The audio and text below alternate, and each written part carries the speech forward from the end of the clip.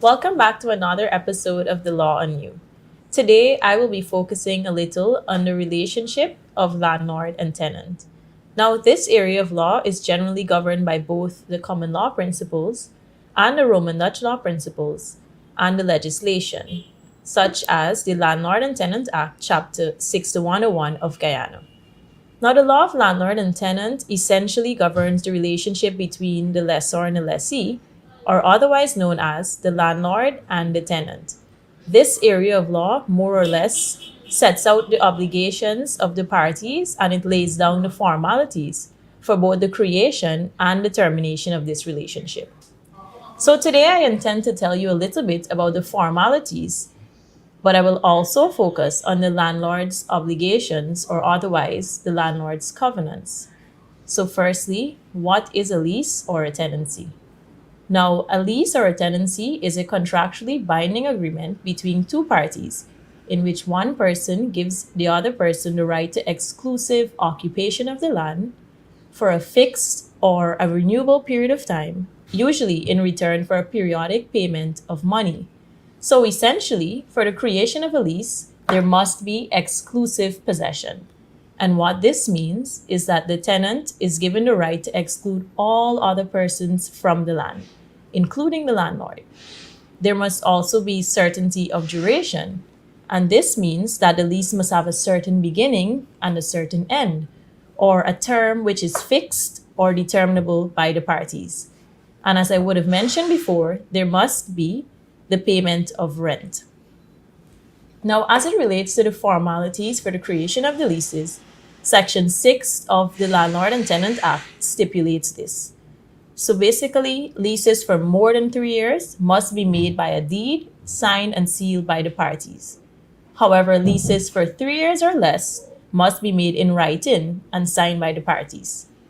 If, however, there is non-compliance with these formalities, and where there is an agreement for a lease, usually in writing or orally, and a tenant goes into occupation of the premises, that lease will take effect as a yearly tenancy until the formal agreement is properly executed.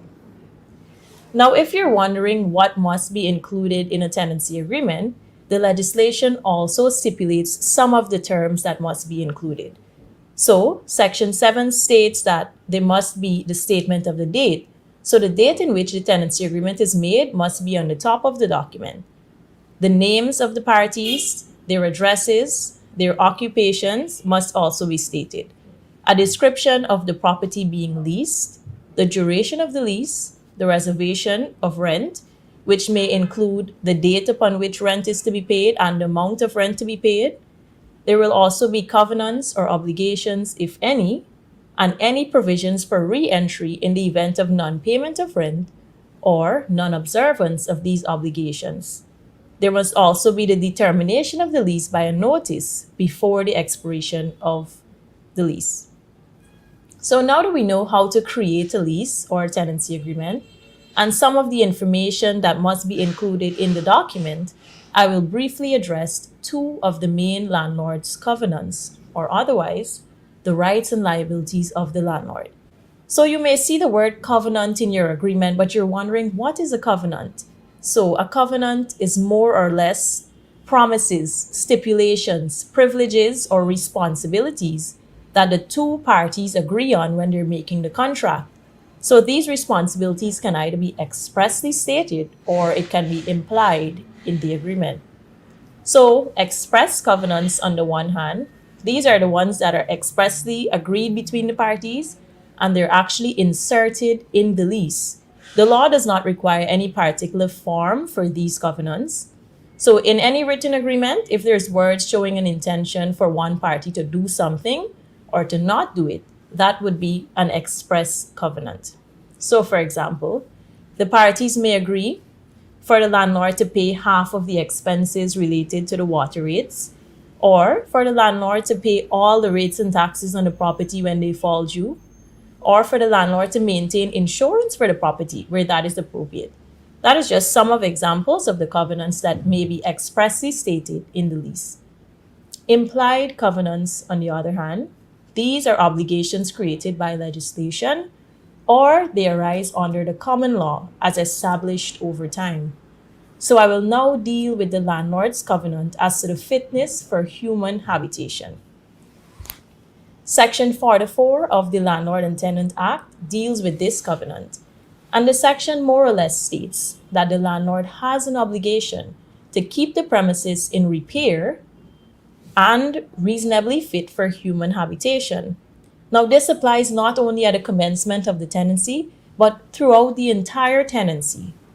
However, for this covenant to be applied, the lease must be for a term of less than 3 years, and there must not be no term in that agreement concerning the repair of the premises by the landlord. So, what this means is that even if there is no express covenant in the agreement for the landlord to keep the premises in repair or to keep it fit for human habitation, the law imposes an obligation on him and her to do so. Now, you might want to know, what does fitness for human habitation mean? Chief Justice Wooden defined fitness for human habitation in its natural meaning to be fit for human beings to live in. In determining whether a house is fit for human habitation, one must have regard to the conditions in respect of the following matters. That is to say, you must consider whether the property is in need of repair, whether there's stability of the property, whether it's free from damp, whether there's natural lighting, whether there's ventilation, water supply, facilities for storage and disposal of wastewater, among others. So, if it is that the house is so far defective in one of these areas so as to be not reasonably suitable for occupation, then it will be deemed as unfit for human habitation, and the landlord would be in breach of the covenant. So, as a landlord, you should be mindful of the condition of the house that you're renting. And likewise, as a tenant, you should inspect the property that you're renting to ensure that it is reasonably fit for you to live in. The next covenant I will quickly address is the covenant for quiet enjoyment.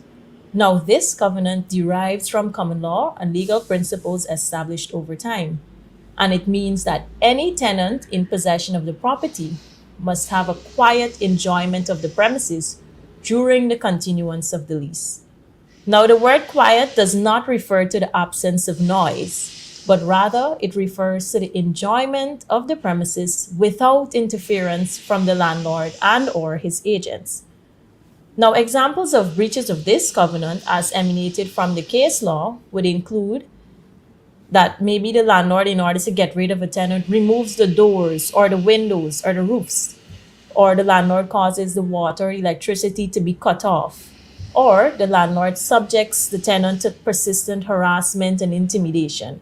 So, where this happens, the tenant is actually entitled to recover compensation from the landlord if a landlord or any agent working under him substantially interferes or physically disturbs the tenant's enjoyment of the land.